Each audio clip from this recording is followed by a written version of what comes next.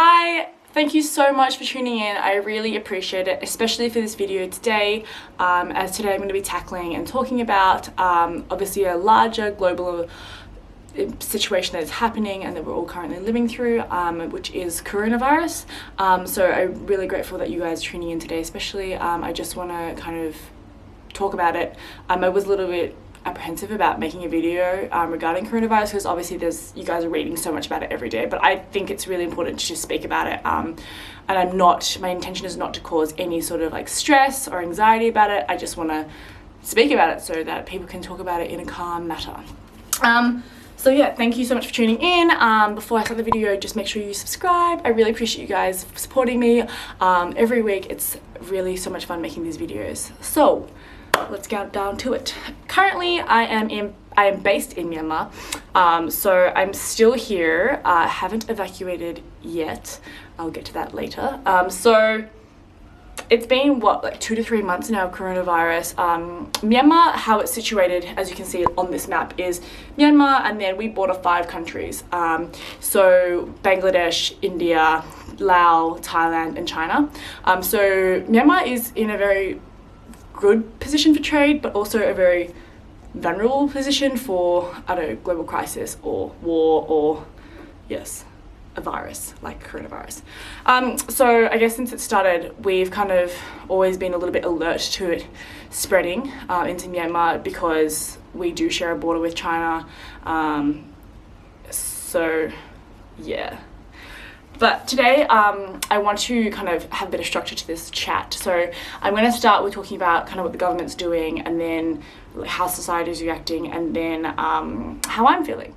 So with the government, I think, okay, today is the 19th of March. So today, actually, the government just released a notification saying that they're now closing entry from borders, like the direct borders that we have. So that's the 5 that I just named before, to coming into the country unless you have a visa or you're a Myanmar national. So I think that's a really positive step that they've taken. I think that is a reaction to kind of what is happening in the world with a lot of countries now closing their borders. As it is mid-March, that's what's happening. The numbers around us are increasing every day for cases and deaths. So I think that's a really good move by the government. In terms of like actual physical action, I mean, since it started in China, we've had like temperatures being taken at all shopping malls, but and people have hand sanitizer, but there hasn't really been much encouragement of people to like wash hands and practice social distancing. I feel like there has been quite a lack of education of actually like informing people what is happening with coronavirus. Also, side note, that might just be that like I don't speak Myanmar language, so I'm not on the Myanmar news, but from speaking to my colleagues about it, I think like to a degree I feel a bit of like slight ignorance in it. I'm not trying to say that in a rude way, just like a slight ignorance in like, I think that maybe a lack of education of how serious maybe coronavirus is, and I think that will build over time, but that's just what I'm kind of absorbing from the environment around me. But yeah, so I think from what I've heard as well, the government is trying to clear like hospitals and some buildings, so to prepare in case coronavirus does get really bad here. I do unfortunately think that there is a bit of maybe lack of transparency from the government on like how many cases there are in Myanmar. One of the main issues is that actually we don't have any tests here. We have been donated, I think, 3,000 from Singapore, and we're getting another lot donated soon. But the issue is that actually the only testing place is in Yangon. So people who are tested or they get samples in a different state, Myanmar is really big. So when that's brought to Yangon, it's not actually being put in the proper like medical cooling box, which keeps a sample. So once it comes here and it's tested, it's usually like a false negative, which means that it's not like a valid test because the sample maybe had already gone wrong, essentially. So that's really concerning for me, and I think that the government could probably definitely take more action with that, and ensuring that we are having tests and that are being properly like transported so that they can actually be tested. So that's a concern. Hey guys, I just wanted to make it clear that this video was made on March 19th. Obviously, I'm aware things have changed since then, and the government will be doing more as now cases have arisen. So yeah, just keep that in mind that this is in the past. Bye from Future Shania. Okay, so moving on to society, I think, yeah, as I said, I think that there is like a degree of ignorance to the virus.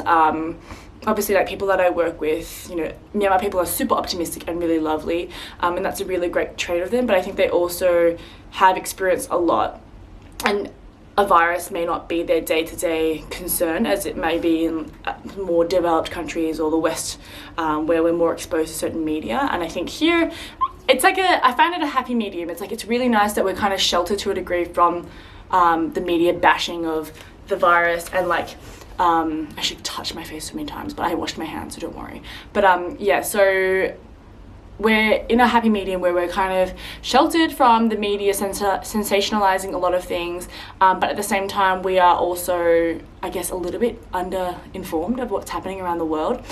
So for that reason, I think that some Myanmar nationals don't take it that seriously, and they do have the mindset that's kind of like, oh, like we're so resilient, like we've survived through so much, H1N1 never hit us, or like SARS never came here, and we never were affected. But I think that that is a really concerning mindset to have in the scheme of things sometimes, because if you are a little bit ignorant to it, it makes you really underprepared. And I think like security and the health of people is so important. So for those of you out there who maybe do have that mindset, I appreciate that mindset, and I understand from history, like maybe your experience hasn't been that bad, but I think it's always better to be like well informed and better equipped for in case this situation is different to SARS and H1N1. So I think education is key in these situations. So just inform yourself with good information from good sources, and try not to read the media tabloids too much and get carried away. So yeah, and also with society around me, I guess like it's business as usual here. It has been since it started. I don't think anyone's really like cut back on much. Like some people might not be going so much to like nightclubs or going to meet, I don't know, going to like certain restaurants or shopping centres, but I still definitely think like day to day everybody's out there doing things. Obviously a different climate here where a lot of people, there is like a huge huge population here that can't just stop their lives and have savings to depend on. There's a large portion of this population that is really poor and they live day to day. So to do that is just really unrealistic for them. So I do feel really privileged to be in a position where, I can speak to my employer about working from home or like taking precautions in the workplace to help our health and safety. So I think an important thing in this time is also to have perspective of where you are and like what you're doing. I come from Australia, and I think that in Australia it's a very developed society.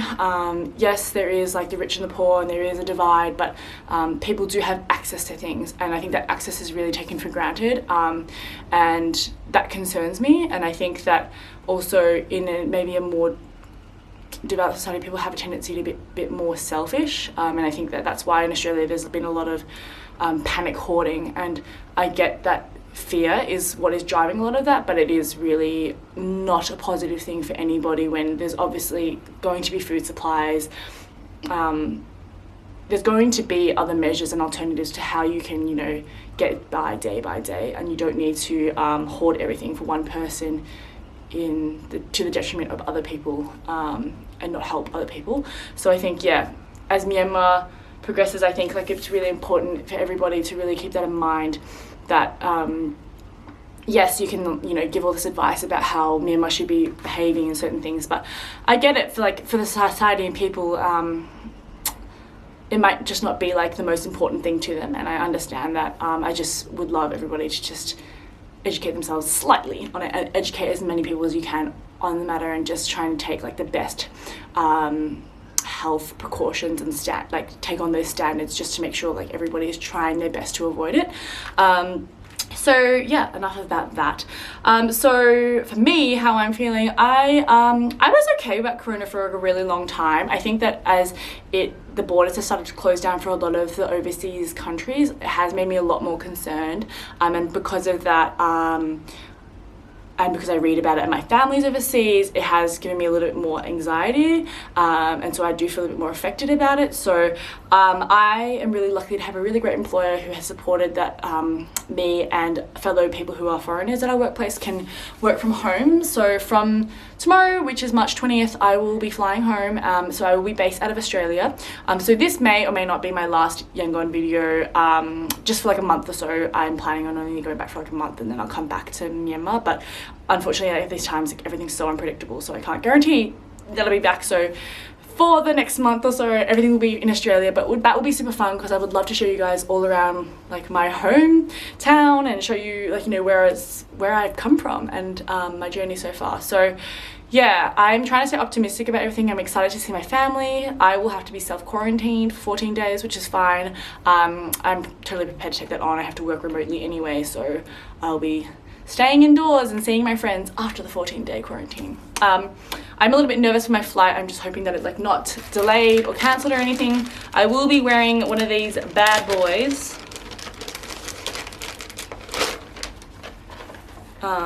This is like so serious. You like wear it like this, I think, yeah. But it's like quite tight. Yeah, anyway, I'm wearing this. It's a very nice. I know that people say that face masks don't help prevent you from getting it because you're supposed to wear it if you have it, but I feel like it's just okay to wear it and like stop some germs from coming, if that has stopped corona or if it's just something random. And I've also got these cleansing wipes, so I'm going to be wiping down everything. So yeah, moving forward, I guess just like everyone really stay safe. I really hope that each and every one of you are in the position to protect yourself. If it's as simple as just washing your hands, I'm sure you can go into a restaurant to ask to wash your hands.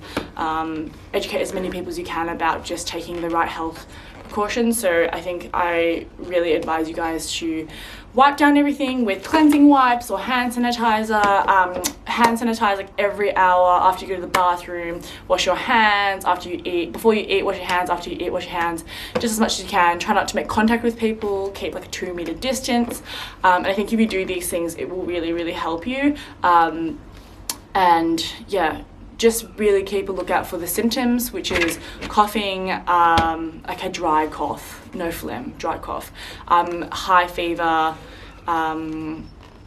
what else is there? There's so many, but I'll show you a chart here, but it's good. I'll put a link down below as well for you to look at this chart because it's really important to differentiate between cold, like a cold, a flu, and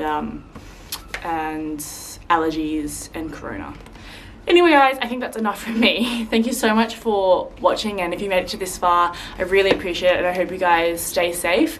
I can't wait to bring you more videos and I appreciate your time for watching this. Stay safe, stay healthy, and we will make it through. Stay positive and don't hoard. Bye guys.